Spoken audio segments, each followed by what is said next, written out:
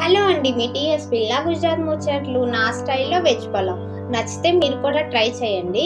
దానికి కావాల్సిన ingredients onion, పచ్చిమిర్చి, టమాటో, ఆలుగడ్డ, అలానే క్యాలీఫ్లవర్, పచ్చి బఠానీ.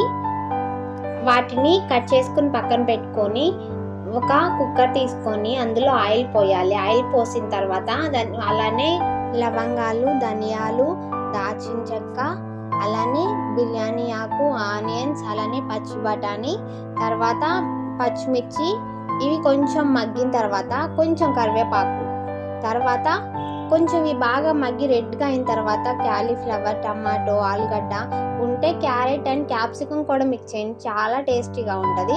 తర్వాత మేము రాక్ సాల్ట్ యూజ్ చేస్తాం కాబట్టి 1 టేబుల్ స్పూన్ సాల్ట్ సరిపోతుంది. పసుపు లేకుండా భర్తకు వండి పెట్టకూడదని మన పెద్దవాళ్ళు చెప్తారు కాబట్టి కొంచెం పసుపు, చిటికెడు ఓన్లీ.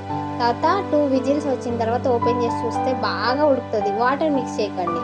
తర్వాత హాఫ్ అన్ అవర్ నానబెట్టుకున్న రైస్ 1.5 కప్కి 2.5 వాటర్ మిక్స్ చేశాను నేను.